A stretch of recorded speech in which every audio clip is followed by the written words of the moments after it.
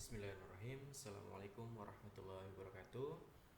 Salam sejahtera untuk kita semua, untuk semua mahasiswa yang mengambil mata kuliah konseling mikro ya. Baik, untuk pertemuan hari ini materi yang akan saya sampaikan yaitu berkaitan dengan orientasi perkuliahan ya. Jadi saya akan menjelaskan tentang seperti apa mata kuliah dari konseling mikro itu dan juga hal-hal apa saja nanti yang akan kita bahas selama satu semester ya, termasuk nanti praktik-praktiknya apa saja dan juga nanti mahasiswa juga akan mendapatkan gambaran keterampilan-keterampilan nanti yang akan kita pahami, yang akan kita praktikkan itu apa saja gitu ya. Nah, oke. Sebelum kita mulai, untuk Anda memahami materi yang saya sampaikan, mari kita bersama-sama berdoa terlebih dahulu menurut agama dan keyakinan kita masing-masing. Berdoa dipersilahkan.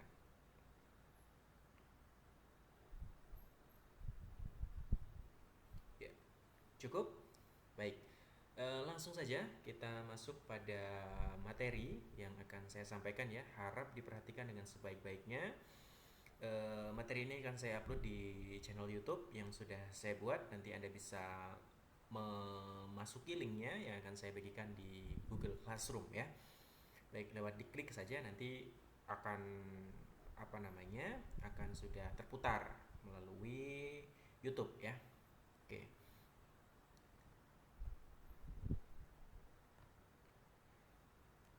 Baik. Dari layar yang pertama terlebih dahulu, ini konseling mikro, ini dosen pengampunya saya ya, Derajat Edi Kurniawan MPD. Kemudian saya akan menjelaskan mengenai kegiatan perkuliahan nanti yang akan kita laksanakan selama satu semester ya. Oke, untuk yang pertama adalah rekapresensi perkuliahan, yaitu sinkronisasi dari nama-nama yang sudah masuk di siap dan juga nama-nama yang sudah masuk di dalam Google Classroom ya. Tentu Anda sudah memiliki akun masing-masing yang sudah saya laksanakan, yang sudah kita lakukan di pertemuan yang pertama kemarin ya. Kemudian yang berikutnya hari ini yaitu orientasi perkuliahan dan juga pengantar mata kuliah. Dilanjutkan nanti dengan ulasan keterampilan dasar konseling, penjelasan dan praktik keterampilan attending, selanjutnya keterampilan opening, kemudian dilanjutkan di pertemuan yang kelima yaitu keterampilan acceptance, paraphrasing, kemudian reflection, confrontation, kemudian summarizing, dan yang terakhir adalah terminasi atau keterampilan untuk closing, untuk mengakhiri sesi wawancara konseling.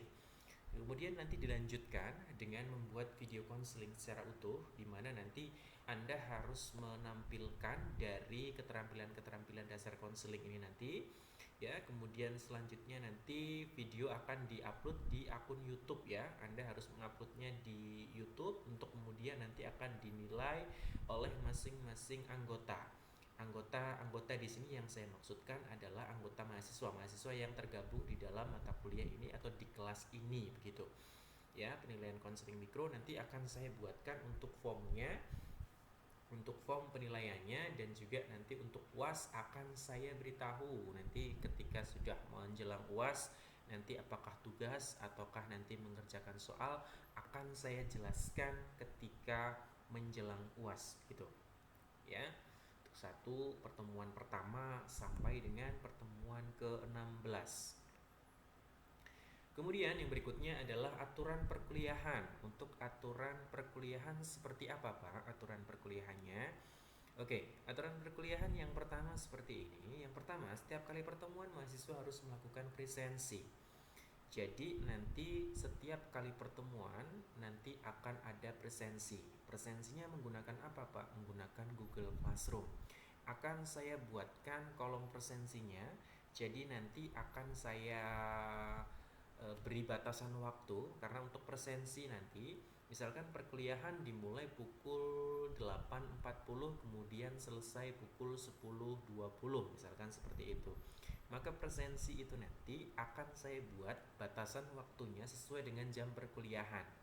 Jadi kalau misalkan jam tatap mukanya itu, kalau misalkan kita perkuliahan tatap muka, saya memberikan toleransi waktu itu sampai dengan 30 menit. Nah, untuk perkuliahan secara daring ini saya berikan toleransi waktu sampai perkuliahan itu selesai. Jadi satu sesi perkuliahan selesai, Anda tetap masih bisa melakukan presensi. Ya, itu merupakan sebuah kelonggaran. Kemudian nanti Anda tinggal mencontreng hadir, kemudian nanti tinggal menyerahkan kepada saya melalui akun Google Classroom masing-masing. Ya. Jadi itu yang harus dilakukan oleh mahasiswa setiap kali melakukan presensi perkuliahan. Tujuannya supaya apa? Supaya saya mudah untuk merekap nilainya nanti, nilai presensi, karena presensi nanti pun juga agak ada penilaiannya. Berikutnya adalah mahasiswa wajib mengikuti semua kegiatan perkuliahan dengan baik, termasuk mengerjakan tugas yang diberikan oleh dosen. Jadi semua kegiatan perkuliahan wajib diikuti oleh semua mahasiswa dengan sebaik-baiknya, tidak terkecuali dengan mengerjakan tugas, atau mungkin nanti barangkali saya akan memberikan kuis atau pertanyaan-pertanyaan yang lain, Anda juga harus mengikutinya dengan sebaik-baiknya. Oke, kemudian berikutnya adalah informasi penggantian media kuliah. Jadi misalkan saya seringnya menggunakan media Google Classroom. Kemudian nanti saya akan beralih misalkan menggunakan Zoom, atau menggunakan Google Meet. Maka informasi penggantian media kuliah akan saya beritahukan melalui PJ mata kuliah masing-masing kelas. Atau sekarang lebih mudahnya saya akan menghubungi ketua kelas atau koordinator kelasnya. Jadi nanti misalkan saya memberikan instruksi kepada A, tolong nanti teman-temannya disuruh untuk standby menggunakan Google Meet atau menggunakan Zoom. Kemudian ini linknya. Nah, saya akan beritahukan melalui koordinator kelas masing-masing atau ketua kelas masing-masing gitu. Berikutnya adalah masing-masing tugas sudah diberi batasan waktu dan juga toleransi. Nah, toleransi ini akan saya jelaskan secara lebih lanjut. Ya, akan saya jelaskan pada saat pemberian tugas. Jadi nanti setiap kali saya memposting tugas akan ada toleransi waktunya. Maka ketika pengumpulan tugas berada di luar batasan waktu itu, maka tentu akan mendapatkan penilaian yang berbeda. Jadi kalau misalkan nanti di akhir semester ada mahasiswa yang protes, kemudian Pak kok nilainya kok seperti ini. Nah, saya bisa meng-cross checknya menggunakan batasan waktu itu tadi. Ketika terlambat ya, tanpa ada keterangan, tidak memberikan informasi kepada dosen, maka dosen berhak untuk memberikan penilaian yang lain atau memberikan penilaian secara khusus kepada mahasiswa yang bersangkutan gitu. Berikutnya adalah pengumpulan tugas UAS atau mungkin pengerjaan soal UAS itu nanti tidak akan ada toleransi waktu. Jadi kalau misalkan batasan waktunya dimulai pukul 9 sampai dengan pukul 12 seperti itu, maka tidak akan saya berikan toleransi sama sekali. Ya, karena toleransi pengumpulan tugas sudah saya berikan nanti di tugas-tugas sebelumnya. Ya, sebelum kegiatan UAS itu sudah ada toleransinya. Jadi saya tetap akan memberikan toleransi kecuali pada saat pelaksanaan UAS. Gitu ya. Harap dipahami dengan sebaik-baiknya. Kemudian yang saya wajibkan yang berikutnya berkaitan dengan aturan perkuliahan, harap nama mahasiswa itu sesuai dengan akun Google Classroom. Jadi akun Google, maksud saya akun Google Classroom-nya itu harus disesuaikan dengan nama Anda masing-masing. Ya, jangan menggunakan nama samaran atau menggunakan nama gaul, karena nanti saya akan kesulitan untuk memasukkan atau merekap presensinya. Ya, jadi tolong untuk nama juga disesuaikan dengan nama aslinya, untuk nama akunnya ya. Harap nama mahasiswa atau nama akun Google itu disesuaikan dengan nama mahasiswa yang terdaftar ya di SIAK, dan juga supaya lebih mudah untuk sinkronisasi nanti data-datanya gitu. Ya. Baik, berikutnya adalah berkaitan dengan pengantar mata kuliah. Oke. Mata kuliahnya dinamakan dengan konseling mikro ya. Saya jelaskan terlebih dahulu, konseling itu merupakan serangkaian kegiatan yang terintegrasi di mana di dalamnya terdapat unsur-unsur pengetahuan, keterampilan, dan seni. Oke, serangkaian kegiatan yang terintegrasi di mana di dalamnya terdapat unsur-unsur pengetahuan, keterampilan, dan seni. Oke, dipahami terlebih dahulu. Terintegrasi artinya menyatu ya. Menyatu. Di dalamnya terdapat 3 unsur, pengetahuan, keterampilan, dan seni. Nah, Ketiga unsur tersebut diperoleh dari mana, Pak? Oke, yang pertama, unsur pengetahuan diperoleh dari kegiatan belajar, kemudian pengalaman, kemudian faktor bakat pribadi konselor. Oke, kita bahas satu persatu ya. Pengetahuan itu diperoleh dari kegiatan belajar. Termasuk Anda, kegiatan perkuliahan seperti ini juga termasuk kegiatan belajar. Belajar apa, Pak? Belajar yang awalnya Anda tidak tahu, kemudian menjadi tahu. Yang awalnya Anda masuk pertama kali di sini, mengambil jurusan bimbingan dan konseling, yang awalnya tidak tahu apa sih itu BK. Hanya sebatas ikut-ikutan teman, kemudian Anda belajar, kemudian Anda kuliah, ya, mendapatkan beberapa SKS, diberi materi oleh dosen 1, dosen 2, dosen 3, dosen A, B, C, D, E, F, G. Kemudian Anda menjadi paham, oh ternyata seperti ini bimbingan dan konseling. Nah, itulah yang dinamakan dengan pengetahuan. Ya, pengetahuan. Kemudian yang berikutnya adalah tadi keterampilan. Keterampilan itu diperoleh berdasarkan pengalaman. Ketika Anda belajar, mendapatkan materi, kemudian Anda pernah dievaluasi oleh dosen, ya, lama-kelamaan Anda akan semakin terampil. Ini contoh mudahnya, analoginya seperti ini. Ketika Anda pertama kali presentasi dulu waktu semester 1, itu pasti ini presentasi saya mau ngapain gitu. Ya. Kemudian apa yang harus saya jelaskan dan bagaimana cara saya dalam menjelaskan. Nah, ketika dijelaskan, ketika Anda berupaya untuk menjelaskan kepada teman-teman, kemudian dosen memberikan masukan, nah dari situlah Anda akan mendapatkan sebuah pengalaman. Oh, oke, berarti cara saya kemarin ketika mempresentasikan materi berarti masih salah. Nah, saya dievaluasi oleh dosen, nah itulah keterampilan yang saya dapatkan. Anda akan semakin terampil nanti. Begitu juga dalam proses konseling, ya. Konselor yang profesional itu tidak serta-merta ketika beliau melakukan konseling kemudian langsung jadi gitu ya. Karena dibutuhkan apa? Dibutuhkan proses, dibutuhkan pendidikan profesi untuk mendapatkan gelar kons di belakangnya ya. Dari kegiatan belajar kemudian mereka mendapatkan pengalaman. Juga dilakukan praktik seperti ini ya. Jadi untuk menjadi seorang konselor yang profesional dibutuhkan praktik, ya, latihan demi latihan untuk apa? Untuk mendapatkan sebuah pengalaman. Dengan pengalaman yang didapat, maka keterampilan pun juga akan diasah dengan baik. Seorang konselor yang profesional akan semakin terampil dalam apa? Dalam memberikan kegiatan konseling kepada kliennya, gitu. Ya. Kemudian yang ketiga adalah seni tadi ya. Seni itu merupakan cara bagaimana seorang konselor itu membawakan atau menampilkan dirinya di hadapan konseling. Menampilkan yang seperti apa, Pak? Jadi untuk menjadi seorang konselor yang profesional tidak serta-merta langsung jadi, wah saya konselor yang profesional kemudian langsung bisa seperti itu. Tapi dibutuhkan apa? Seni. Nah, seni ini diperoleh dari mana? Faktor bakat pribadi konselor. Jadi konselor yang profesional kemudian dia memiliki bakat untuk menjadi seorang konselor yang baik, maka akan lebih mudah untuk apa? Untuk menjadi konselor yang baik pula. Maka harapannya adalah ketiga unsur itu ya, dari belajar, pengalaman dan juga faktor bakat pribadi, ketika ketiga-tiganya ini bersinergi menjadi satu, maka akan melahirkan seorang konselor yang profesional. Pertama, belajar, faktor belajar tadi. Ya, Anda belajar untuk menjadi seorang konselor ya. Yang lebih mudah saja lah untuk menjadi seorang guru BK. Butuh 4 tahun untuk kuliah. Bahkan mungkin ada yang lebih ya, butuh 4 tahun untuk kuliah. Untuk apa? Untuk belajar, untuk tahu seperti apa bimbingan dan konseling, bagaimana cara untuk menghadapi klien-klien dengan permasalahan A, B, C, D, E. Kemudian Anda mendapatkan materi berkaitan dengan teori-teori konseling. Nah, itu merupakan proses belajar. Butuh waktu 4 tahun, paling tidak 4 tahun untuk mendapatkan gelar S1.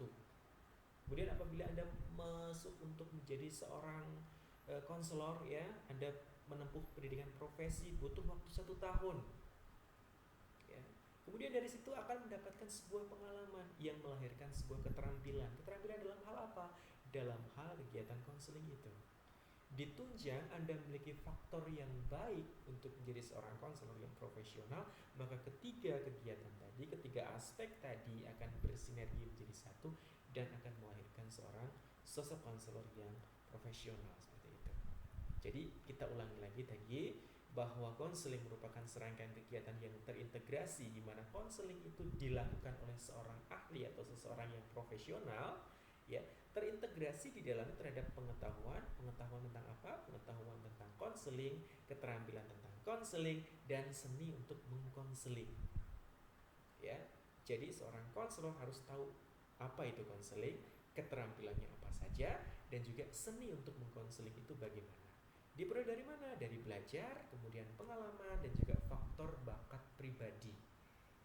Ya, saya rasa jelas ya untuk penjelasan berkaitan dengan konseling itu tadi. Nah, berikutnya adalah dalam proses pelaksanaan konseling itu terdapat elemen penting. Ya, terdapat elemen penting dalam menjalin hubungan dengan klien yang disebut micro skill atau keterampilan mikro. Ya, mikro itu kecil, skill itu adalah keterampilan. Jadi keterampilan kecil yang biasa disebut dengan keterampilan dasar konseling. Jadi pada dasarnya micro skill ini merupakan sesuatu yang menyusun, keterampilan yang menyusun. Seorang konselor yang baik ketika memberikan proses atau memberikan dalam artian kegiatan wawancara konseling dengan kliennya, itu disusun oleh beberapa unsur-unsur keterampilan yang kecil itu tadi. Ya, hal yang besar itu tidak bisa dikatakan besar atau tidak bisa langsung menjadi besar tanpa ada poin-poin yang kecil tadi.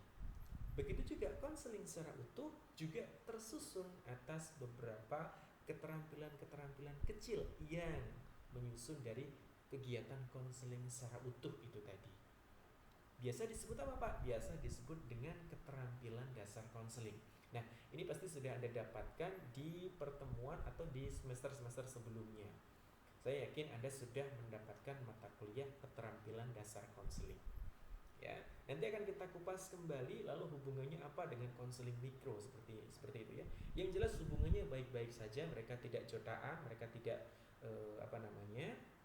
tidak saling bersinggungan seperti itu. Tidak saling bersinggungan dalam artian tidak saling baku hantam gitu ya. Oke.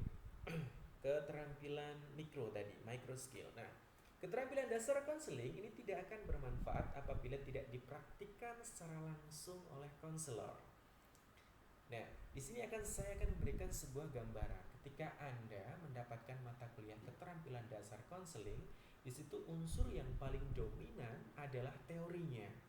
Teori berarti di sini yang dibutuhkan adalah pemahaman Anda berkaitan dengan keterampilan dasar konseling. Keterampilan dasar konseling itu apa sih? Lalu apa saja keterampilan itu? Yang penting Anda paham dan tahu teorinya. Itu esensi dari mata kuliah keterampilan dasar konseling. Nah, di sini muncul pernyataan saya bahwa keterampilan dasar konseling tidak akan bermanfaat apabila tidak dipraktikkan secara langsung oleh konselor. Nah, praktik keterampilan dasar konseling dinamakan dengan mikro konseling atau konseling mikro. Ya, mikro konseling itu biasanya dilafalkan dalam bahasa Inggris, micro counseling. Nah, konseling mikro itu dilafalkan dalam bahasa Indonesia, konseling mikro. Jadi artinya dalam mata kuliah konseling mikro ini Anda akan mempraktikkan keterampilan dasar konseling yang sudah Anda dapatkan atau yang sudah Anda kuasai pada semester sebelumnya. Ini adalah esensi dari mata kuliah konseling mikro. Jadi mempraktikkan mikro yang kecil-kecil tadi, keterampilan dasar yang kecil tadi, supaya apa? Untuk menjadi proses konseling secara utuh. Ya, ini adalah esensi dari mata kuliah konseling mikro. Berikutnya, di slide berikutnya ini muncul sebuah pertanyaan seperti ini. Apa sih konseling mikro itu? Ya. Konseling mikro adalah suatu cara memberikan penguasaan keterampilan dasar konseling kepada calon konselor yang dilatihkan satu persatu secara bertahap. Ingat, satu persatu. Jadi untuk melatihkan konseling mikro atau memberikan aplikasi dari konseling mikro itu tidak bisa serta merta semua keterampilan langsung dilatihkan pada saat itu juga. Tidak bisa seperti itu. Jadi untuk latihannya langsung konseling secara utuh tidak bisa dilakukan seperti itu. Tetapi konseling mikro ini dalam memberikan penguasaan keterampilan itu dilaksanakan atau dilatihkan satu persatu. Jadi yang pertama perlu dikuasai misalkan keterampilan attending terlebih dahulu, maka itu yang perlu untuk disampaikan. Kemudian isinya apa saja, kemudian bagaimana cara mempraktikkannya. Nah, itulah yang dinamakan memberikan latihannya satu persatu secara bertahap, tidak bisa langsung seperti itu ya. Tidak bisa. Nah, lalu apa latar belakang perlunya microcounseling itu? Latar belakang perlunya apa sih microcounseling itu? Ingat, latar belakang itu merupakan sesuatu yang apa sih yang mendasari? Yang mendasarinya kok perlu microcounseling itu ya. Yang pertama adalah calon konselor itu membutuhkan kemampuan untuk mengenal karakter orang lain. Oke. Jadi untuk mengenal karakter orang lain, maka seorang calon konselor itu harus mampu mempraktikkan keterampilan konseling itu secara baik. Ingat, ya, keterampilan konseling tadi tidak bisa langsung dipraktikkan secara keseluruhan, tetapi harus dilatihkan satu persatu. Supaya apa? Supaya bisa dipahami dengan baik oleh calon konselor itu. Yang berikutnya, calon konselor membutuhkan kemampuan mengenal lingkungan berkenaan dengan nilai budaya, lingkungan pendidikan, dan lingkungan kerja. Ini juga terdapat dari masing-masing keterampilan itu. Ya, sehingga perlu dilatihkan. Nah, ini yang melatar belakangnya, yang melatar belakangi perlunya microcounseling. Sehingga Anda sebagai seorang calon konselor harus menempuh mata kuliah konseling mikro. Ya, yang ketiga adalah calon konselor membutuhkan kemampuan untuk mengarahkan potensi klien. Ya, jadi ini juga ada keterampilannya, bagaimana cara untuk mengarahkan klien itu. Ya, karena pada dasarnya konseling itu tidak sama seperti memberikan nasihat, walaupun ada unsur pemberian nasihat. Ya, tapi proses konseling itu mengarahkan klien atau konseling. Yang keempat, calon konselor membutuhkan kemampuan untuk mengembangkan keterampilan pribadi. Artinya, tadi ya, berkaitan dengan keterampilan pribadi itu juga perlu untuk dikembangkan. Karena apa? Yang namanya permasalahan yang dialami oleh konseli itu berubah-ubah, atau dalam artian banyak atau bervariasi. Artinya, konseli yang satu dengan konseli yang lain, meskipun permasalahannya relatif sama, tentu akan perlu untuk mendapatkan perlakuan yang berbeda. Artinya masing-masing orang itu dengan karakteristiknya sendiri-sendiri ya, dengan karakteristiknya masing-masing. Meskipun permasalahannya itu kita lihat kok sepertinya sama, tapi ternyata dengan perlakuan yang sama pun juga tidak memberikan dampak atau hasil yang baik seperti itu. Sehingga seorang konselor pun juga butuh untuk meningkatkan keterampilan pribadinya. Yang berikutnya adalah calon konselor membutuhkan kemampuan menyelesaikan konflik dan problem yang dihadapi oleh klien atau konselinya. Ya, calon konselor Anda nantinya juga membutuhkan keterampilan untuk menyelesaikan konflik. Konflik itu adalah permasalahan. Bagaimana Anda mampu membantu orang lain untuk menyelesaikan permasalahannya. Meskipun saya tahu atau kita semua juga tahu, terkadang kita juga susah untuk menyelesaikan permasalahan yang sedang kita alami gitu. Nah, maka dari itu perlu untuk menguasai keterampilan konseling itu tidak hanya paham saja tentang teorinya, tetapi juga mampu untuk mempraktikkannya. Ya. Oke, berikutnya adalah poin penting dari microcounseling ya. Poin pentingnya apa? Ini merupakan suatu arena latihan bagi calon konselor untuk apa? Untuk menguasai sejumlah keterampilan dasar. Keterampilan dasar konseling dalam suatu lingkungan yang simulatif. Simulatif artinya Anda nanti dalam mempraktikkan tentu tidak akan bertatap muka langsung dengan klien yang sesungguhnya. Ya, dinamakan lingkungan yang simulatif artinya Anda mensimulasikan nanti untuk apa, Pak? Untuk mempraktikkan dari masing-masing keterampilan itu. Jadi nanti praktiknya bisa dengan adiknya, bisa dengan kakaknya, atau mungkin untuk yang sudah standby atau yang sudah stay di Jogja, kalau misalkan ketemu sama temannya juga Anda bisa lingkungan simulatifnya menggunakan temannya tadi untuk dijadikan sebagai konselingnya, tidak masalah. Yang penting tetap protokol kesehatan ya. Itu yang menjadi poin penting. Berikutnya adalah konselor akan melakukan simulatif keterampilan demi keterampilan sehingga proses konseling akan berjalan dengan baik. Artinya keterampilan yang satu nanti dipraktikkan terlebih dahulu, latihan terlebih dahulu lah ya. Jadi dipahami, paham teorinya seperti apa dan juga tahu bagaimana nanti dalam mengaplikasikannya bertahap ya. Supaya apa tujuannya? Supaya proses konseling nanti dapat berjalan dengan baik. Yang ketiga adalah praktik keterampilan dasar konseling ini sebagai sarana untuk melatih calon konselor agar lebih profesional. Ya, ini akan melatih Anda supaya menjadi konselor, menjadi calon-calon konselor yang profesional. Meskipun Anda belum menempuh pendidikan profesi, tapi paling tidak Anda tahu teorinya dan tahu bagaimana cara mempraktikannya. Ya, ini yang menjadi poin penting ya dari mikro konseling atau dalam mata kuliah konseling mikro. Nah, berikutnya adalah bagaimana Pak sistematika kegiatan mikro konseling? Ya, bagaimana sistematika atau alurnya kegiatan-kegiatan ini nanti akan seperti apa? Yang pertama, dosen menjelaskan keterampilan dasar konseling melalui akun YouTube yang sudah dipersiapkan. Oke, ini sudah saya perbaiki. Artinya materi ini akan saya upload di YouTube, kemudian materinya akan saya share menggunakan Google Classroom. Anda tinggal klik saja. Ya, kalau saya mungkin ini untuk mengantisipasi kalau misalkan menggunakan Zoom ya. Zoom itu ada beberapa kendala ya. Siswa yang mungkin terkendala masalah sinyal, terkendala masalah kuota itu banyak banget nanti alasannya. Nah, kalau menggunakan YouTube biasanya mau diputar kapanpun juga Anda tetap bisa. Mau tidur diputar lagi juga bisa ya. Sambil sambil berkendara juga bisa diputar melalui YouTube. Intinya lebih fleksibel, Anda bisa belajar kapanpun. Ingat kalau mau belajar ya. Berikutnya adalah ketika menjelaskan nanti saya juga menayangkan contoh rekaman video atau percakapan konseling mikro ya. Jadi ini bila nanti dimungkinkan saya juga akan mengupload contoh-contohnya, contoh-contoh videonya gitu ya. Supaya Anda juga tahu tidak hanya paham tentang materinya tetapi juga oh seperti itu ya contohnya gitu ya. Kemudian memberikan suatu skrip materi tertulis. Nah, ini nanti biasanya akan saya tuangkan dalam contoh ya, contoh percakapan yang akan saya tampilkan di dalam slide. Kemudian saya berupaya untuk apa? Untuk menjadi tokoh yang ada di dalam contoh itu. Jadi nanti akan saya bacakan percakapan-percakapan itu sambil saya jelaskan bagaimana cara untuk melafalkannya dan juga mengatur intonasi suaranya gitu. Kemudian yang berikutnya adalah latihan mikro konseling. Jadi setiap kali pertemuan ya, karena mata kuliah ini 3 SKS ya, tentu saya tidak akan tidak perlu panjang lebar untuk menjelaskan ya. Anda lebih banyak latihan.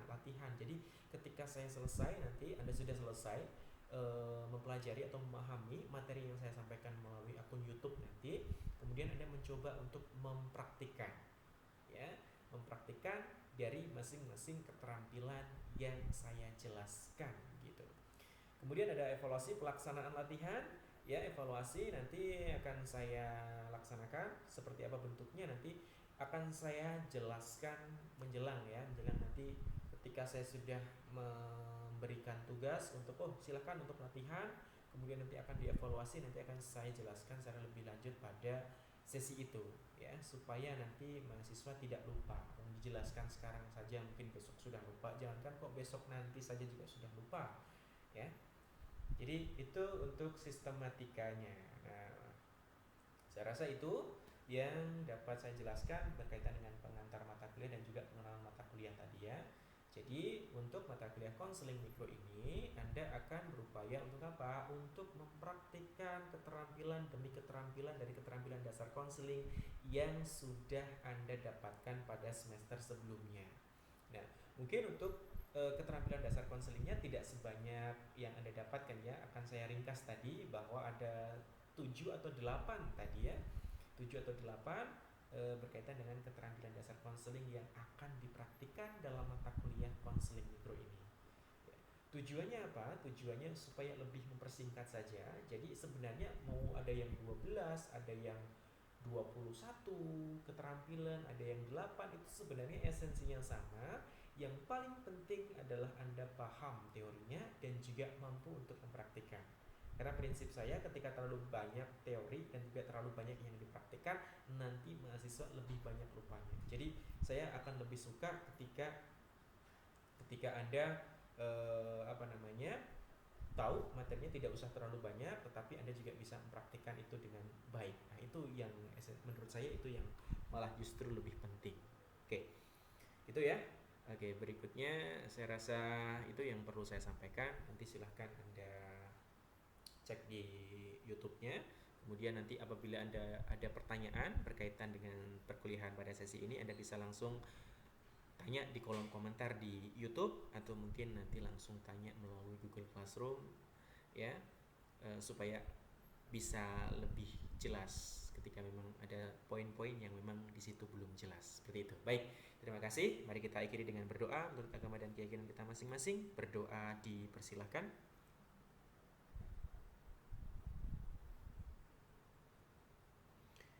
Cukup? Saya akhiri, sekian, bila taufik walhidayah. Assalamualaikum warahmatullahi wabarakatuh.